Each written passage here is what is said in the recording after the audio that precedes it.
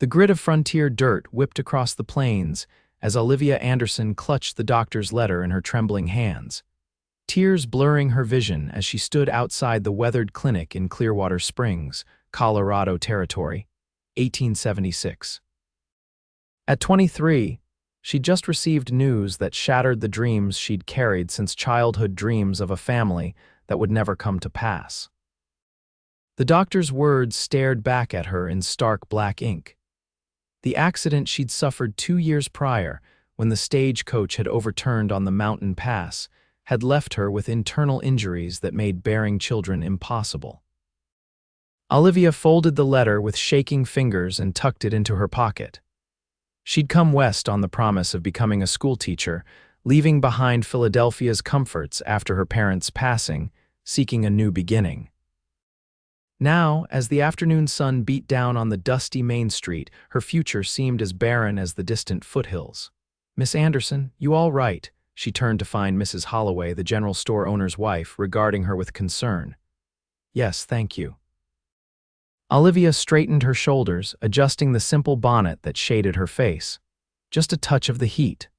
"Well, don't you forget about the town social Saturday next. New faces coming through with the cattle drive. Might do you good to meet some folks your age." Olivia nodded politely, though her heart wasn't in it. What man would want a wife who couldn't give him children? She had nothing to offer now beyond her teaching and her companionship, insufficient currency in a territory where lineage and legacy were everything. As she walked toward the small schoolhouse where she both taught and lived in the attached quarters, she heard the thunder of hooves approaching from the east end of town. A cattle drive, earlier than expected, was arriving with a cloud of dust and commotion. Olivia stepped aside as cowboys herded the massive beasts through the main street, their shouts and whistles cutting through the afternoon quiet. Among them rode a tall figure on a striking black stallion, his presence commanding even from a distance. Unlike the others, he wasn't shouting or waving his hat. He directed his portion of the herd with quiet authority, his movements precise and measured. When he passed Olivia, he tipped his hat briefly, revealing a face weathered by sun and wind but handsome in a rugged way that made her breath catch. "Afternoon, madam," he said, his voice a low rumble that somehow carried over the cattle's noise. "Good afternoon," she returned automatically, noting the intensity of his blue eyes before he moved on, guiding his horse expertly through the chaos. "That's Samuel Dawson, Mrs. Holloway said, appearing at Olivia's elbow. "Owns the Double D Ranch 10 miles west. Been expanding his operation these past 5 years, not one for much talking, but respected by all who know him." Olivia watched the man disappear down the street, thinking how little it mattered who he was. Her life had just narrowed to a future of solitary teaching, and eventual spinsterhood. Ranchers and cattle drives were now merely the backdrop to her diminished expectations. That evening, as Olivia prepared her simple meal, a knock at her door startled her. Opening it cautiously, she found Sheriff Cooper, hat in hand. "Evening, Miss Anderson. Hope I'm not disturbing you." "Not at all, Sheriff. Is something wrong?" "Not wrong, exactly. Got a situation out at the Double D. Seems one of the ranch hand's boys took ill during the drive. Mr. Dawson's bringing him into town, but Doc Wilson's away in Denver until week's end. Knowing you've got some medical knowledge from your time helping the doctor." Olivia's heart quickened. During her 2 years in Clearwater Springs, she'd assisted Dr. Wilson occasionally, learning basic medical care out of necessity in a town where the doctor was frequently absent tending to outlying homesteads. "Of course I'll help," she said, reaching for her shawl. "How old is the child?" 8 or 9, I reckon." "Fever's pretty high, according to the messenger." Within minutes, Olivia had gathered her small collection of medicines and followed Sheriff Cooper to the doctor's office. She had barely lit the lamps when the door burst open, and Samuel Dawson entered carrying a small, sweat-soaked boy in his arms. "Are you the teacher?" he asked, his expression grim beneath the shadow of his hat. "I am. Olivia Anderson, please lay him on the examination table." As Samuel placed the boy down gently, Olivia noted how his large, calloused hands moved with unexpected tenderness. The child moaned, his face flushed with fever. His name's Tommy Wilson, Samuel explained. His pa works for me, mother passed last winter. Fever came on sudden during the drive. Olivia examined the boy, noting the telltale rash across his chest and the swollen glands beneath his jaw.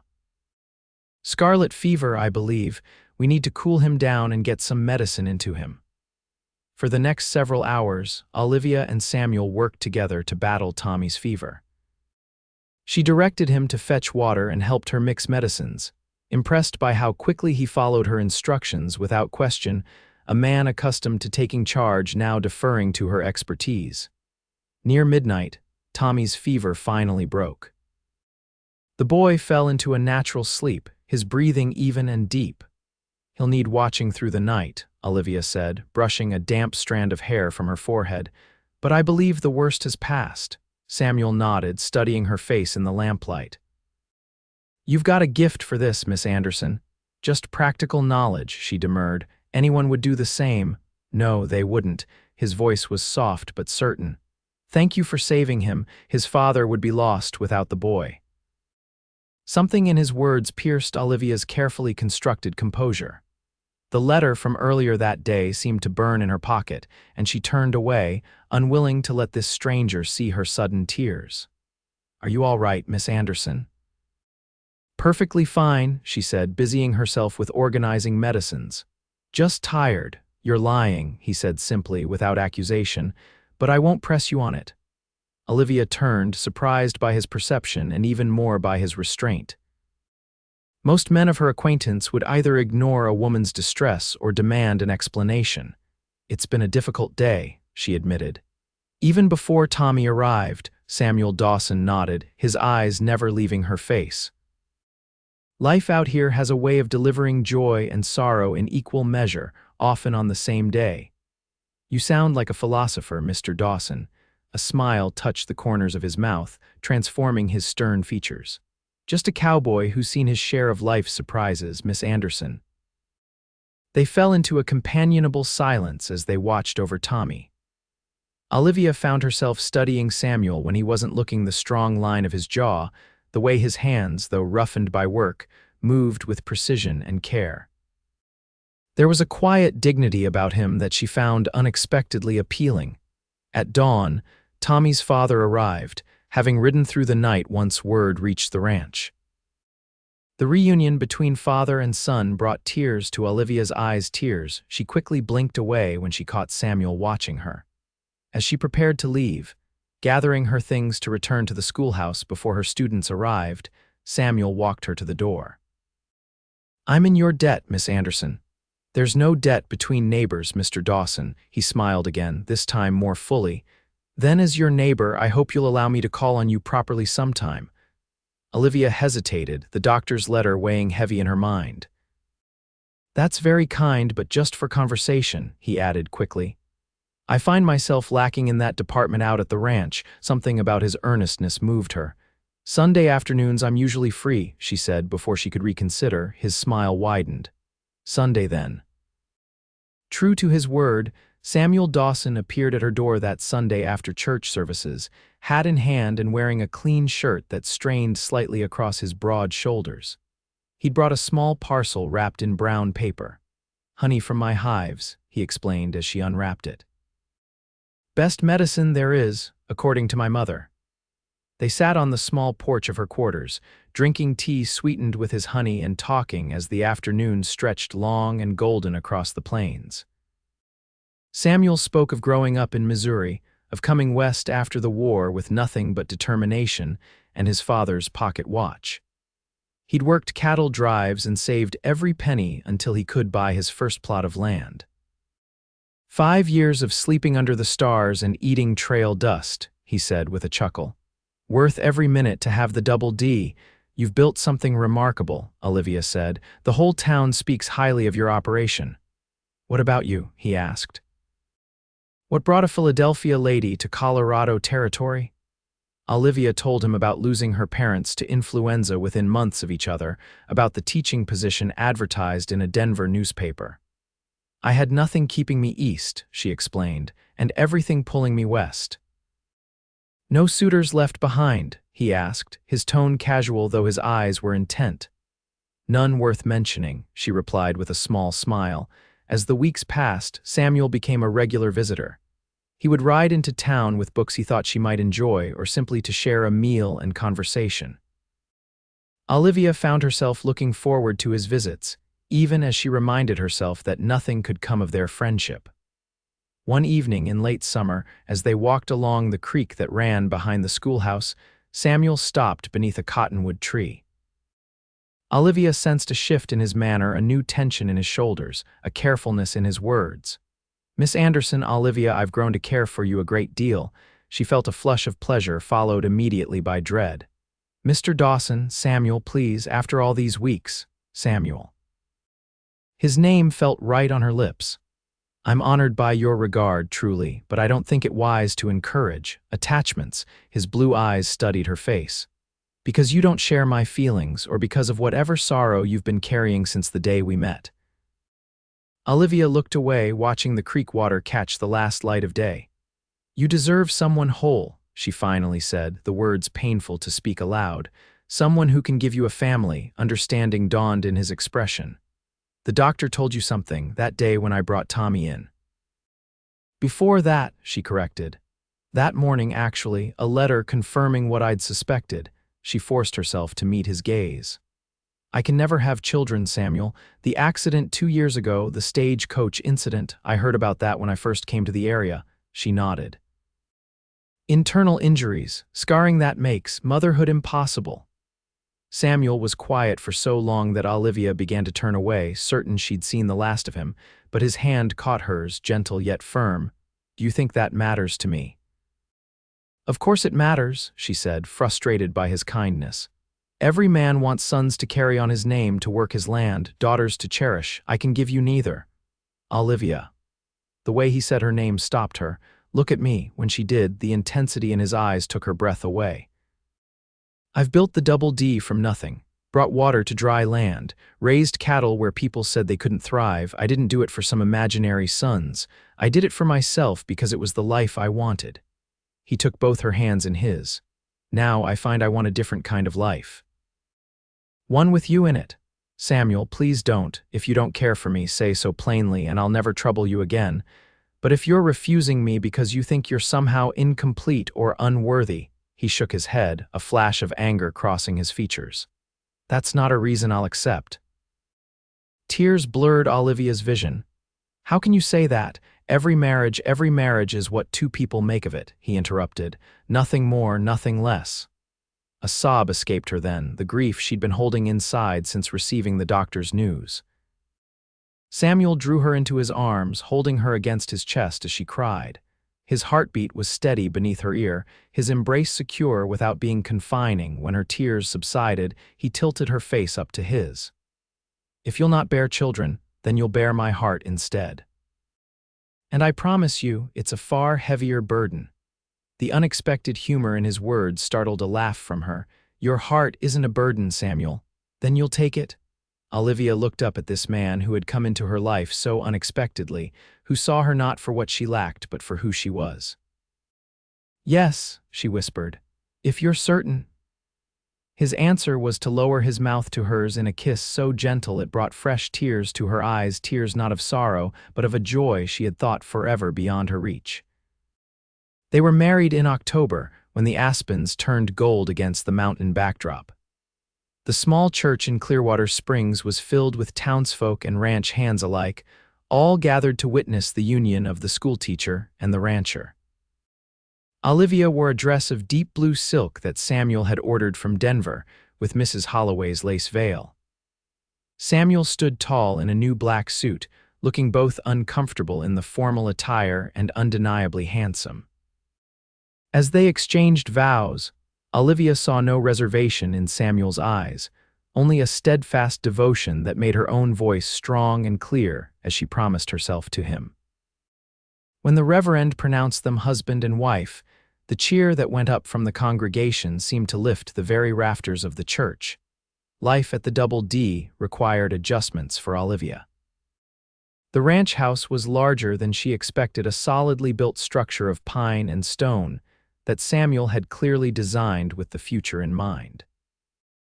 There were 4 bedrooms besides the master suite, a fact that struck Olivia with a pang until Samuel showed her his plans to convert one into a library for her books. "And the others?" she asked hesitantly. "For guests. For the future. For whatever we decide," he said, kissing her forehead. "The house doesn't dictate our life, Olivia. We dictate the purpose of the house." The ranch hands, initially shy around their boss's new wife, soon warmed to Olivia's genuine interest in their work and her willingness to learn the operations of the ranch. She started a small school for the children of the married hands, teaching 3 afternoons a week in a corner of the bunkhouse that Samuel had partitioned off. Winter came early that year, blanketing the ranch in deep snow by mid-November. Olivia discovered the unique intimacy of winter isolation, of long evenings by the fire with Samuel, reading aloud or simply talking as the wind howled outside their snug home. She learned the rhythms of his body, the quiet intensity of his lovemaking. He was a considerate lover, attentive to her pleasure in ways that both surprised and delighted her. In his arms, she never felt the lack she had feared would define their marriage. Instead, she found a completeness she hadn't known was possible. When spring finally broke winter's hold, bringing the first calves and green shoots in Olivia's newly planted garden, she felt a contentment that had seemed impossible a year before. The ranch kept them both busy, Samuel with the increasing demands of his expanding herd, Olivia with her teaching and the household management. It was on a clear May morning, as Olivia was hanging laundry in the brisk spring breeze, that Samuel rode up unexpectedly from the east pasture. His expression was serious as he dismounted, crossing to her with purposeful strides. "Samuel, is something wrong? Got word from town," he said, taking her hands in his. "Sheriff Cooper sent a rider. There's been an accident on the Denver road." Olivia's heart clenched. "Who?" "Stagecoach overturned at Elk Pass. Several passengers injured, including a woman with a young child. Doc Wilson's there, but he's asking for your help." She was already untying her apron. "I'll get my things." Samuel helped her saddle her mare while she gathered medicines and bandages. Within minutes, they were riding hard for town, the urgency of their mission making conversation impossible. At the doctor's office, they found controlled chaos. Dr. Wilson, his white hair disheveled and his shirt sleeves rolled up, was stitching a gash on a man's forehead. 2 other injured passengers sat on chairs, being tended by Mrs. Holloway and the Reverend's wife. In the back examination room, they found the young mother lying pale and still on the table, her right arm splinted and bandaged. Beside her, a small girl of about 5 sat on a stool, her face streaked with tears and dirt, clutching a rag doll with one hand and her mother's good hand with the other. "Olivia, thank God," Dr. Wilson said, looking up from his patient. "Mrs. Collins here has a broken arm and a concussion. I've set the bone, but I'm worried about internal injuries. She's been drifting in and out of consciousness." Olivia moved to the woman's side, noting the bruising visible at the collar of her dress. "And the child?" "Some scrapes and bruises, but otherwise unharmed physically. Won't leave her mother's side, though, hasn't spoken a word since they brought her in." Samuel knelt beside the little girl. "Hello there," he said softly.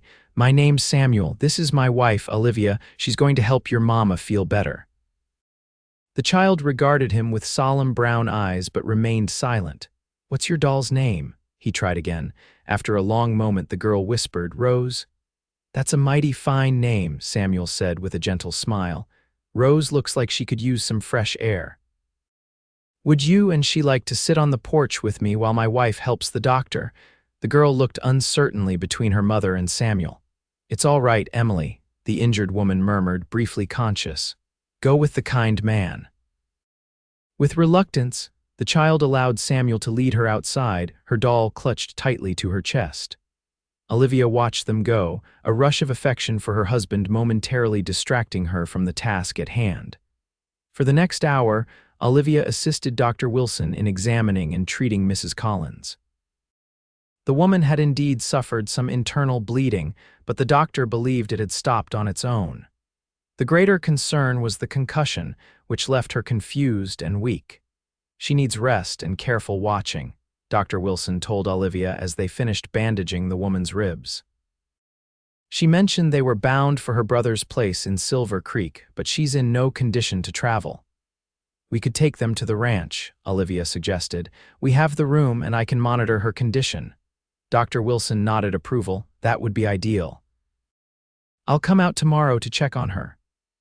When Olivia stepped outside, she found Samuel sitting on the clinic steps with Emily on his knee, telling her an elaborate story about a brave little horse named Thunder who saved his herd during a storm.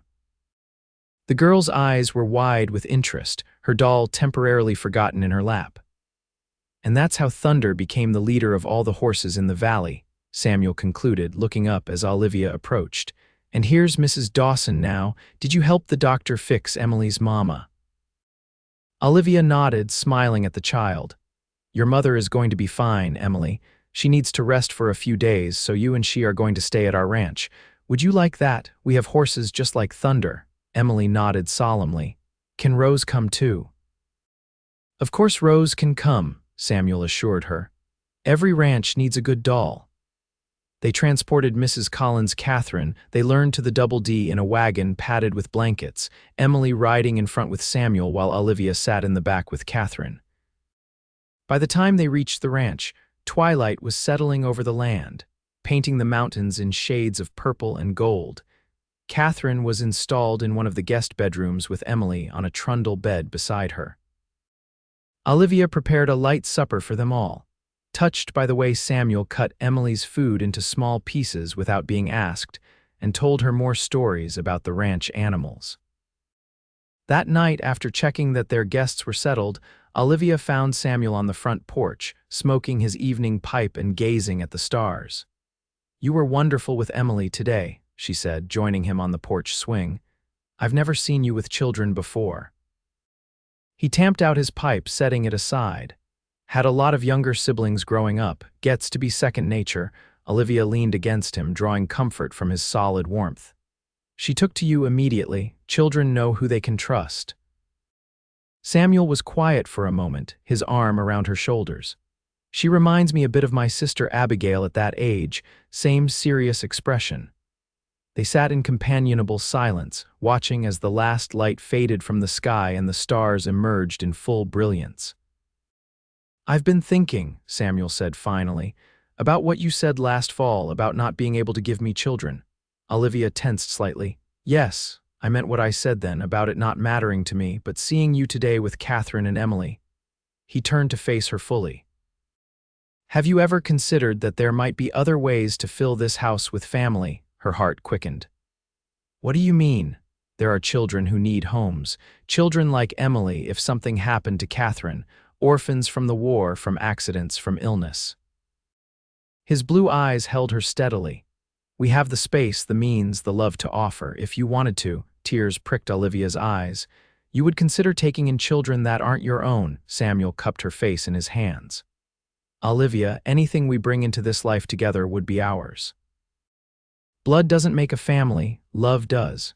She kissed him then, pouring all her gratitude and love into the gesture. When they finally parted, both breathless, she whispered, I think I've been afraid to even consider it, afraid you would see it as settling for less.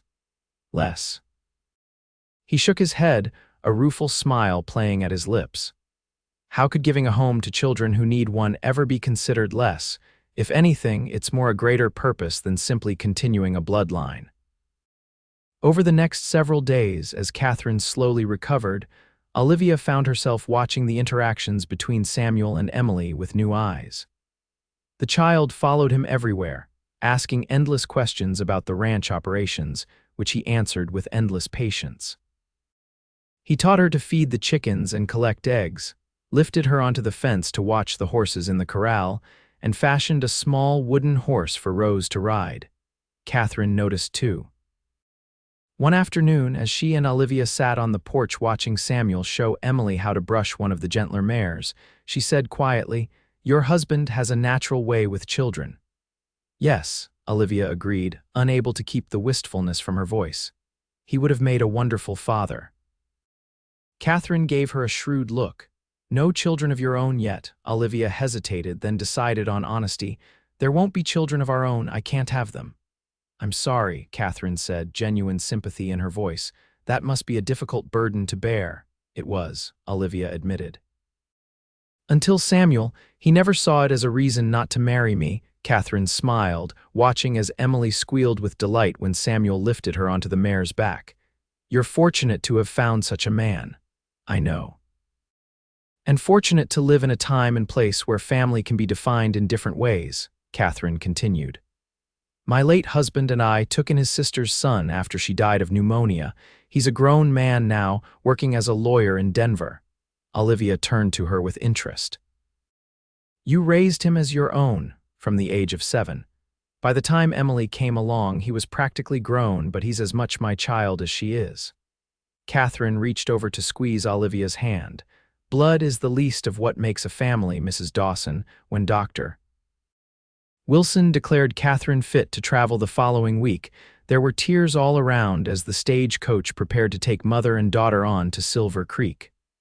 I don't want to go, Emily sobbed, clinging to Samuel's leg. I want to stay with the horses and the chickens. Samuel knelt to her level. Your mama and uncle are waiting for you, Emily, but you and Rose can visit us anytime you want. And look, he handed her a small package wrapped in brown paper, something to remember us by. Inside was a delicately carved wooden horse painted to match the mare Emily had been allowed to ride. The child clutched it to her chest, her tears subsiding as she whispered her thanks. As the stagecoach pulled away, Samuel put his arm around Olivia's waist. The house seems emptier already, he observed. Yes, she agreed. I've been thinking about what you said about taking in children who need homes. And I think we should consider it. Officially, I mean, let people know we're open to taking in orphans or children who need temporary care. The smile that broke across Samuel's face was like sunrise. You're sure? I'm sure, she said, leaning into his embrace. Our home has too much love in it to keep to ourselves. Word spread quickly through Clearwater Springs and the surrounding area that the Dawsons were willing to provide a home for children in need. The Reverend, who occasionally dealt with such matters, came to visit them to discuss the legalities and practicalities. It's not a simple matter, he cautioned. These children often come with histories of loss and trauma, and the legal arrangements can be complicated. We understand, Samuel said, his hand firm around Olivia's, but we're committed to this path. Their first placement came just before Christmas, a pair of brothers whose parents had died in a cabin fire. Daniel was 10, serious and protective of his younger brother Matthew, who at 6 was still prone to waking with nightmares about the fire. The adjustment period was difficult for everyone. The boys were wary, testing boundaries, fearful of forming attachments only to lose them again. Olivia found herself second-guessing every decision, while Samuel worked to balance the demands of the ranch with the needs of their new household. Slowly, painstakingly, they built trust. Matthew's nightmares began to subside as Samuel taught him to ride and care for a gentle pony. Daniel, discovering Olivia's library, revealed a voracious appetite for reading that she eagerly nurtured. By spring, the brothers were settled enough that they began to speak of the ranch as home and to include themselves in future plans. When we brand the new calves next year, can I help? Daniel asked one evening at supper. When the apple trees I'm planting bloom, will they have fruit for pies? Matthew wanted to know. Each such question felt like a victory to Olivia, evidence that the boys were putting down roots, allowing themselves to imagine a future with her and Samuel. Legal adoption was finalized in April, with the boys taking the Dawson name in a small ceremony at the county courthouse. The celebration afterward at the ranch brought together friends from town and neighboring homesteads, all welcoming Daniel and Matthew officially into the community. As life settled into new patterns, Olivia found herself busier and more fulfilled than she'd ever imagined possible. She continued teaching not only the ranch children but Daniel and Matthew as well, establishing a small but proper schoolroom in one of the unused bedrooms. Samuel expanded the ranch operations, with Daniel eagerly apprenticing himself to learn every aspect of cattle raising. Matthew showed an unexpected talent for working with the more difficult horses, his quiet patience winning over even the most skittish colts. Their family grew again the following year when Sheriff Cooper brought news of a baby girl abandoned at the stage depot. Just days old, with a note pinned to her blanket saying simply, "Please care for Grace," the infant had no known family. "The Denver orphanage is overcrowded," the sheriff explained. "I thought of you folks immediately." Olivia took the tiny bundle into her arms, feeling an immediate connection as the baby's unfocused eyes seemed to find her face. Samuel. He was already peering over her shoulder at the infant, his expression soft with wonder. "She's so small." "Too small, perhaps, with the boys and the ranch, no," he interrupted gently. "Not too small, not too anything, she's perfect." Daniel and Matthew were initially bemused by the new addition, but quickly became protective older brothers. 10-year-old Matthew would sit for hours watching Grace sleep, while 14-year-old Daniel built her a cradle with Samuel's help, carefully sanding every surface to satin smoothness. Grace grew into a spirited toddler with Samuel's blue eyes and a determined personality all her own. She toddled after her brothers, attempting to imitate everything they did, much to their amused tolerance. As the years passed, the Dawson Ranch became known not only for its fine cattle but for its open door.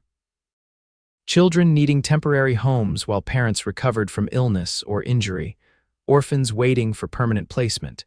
Even a group of 5 siblings whose parents had died in a river crossing all found shelter and care with Olivia and Samuel.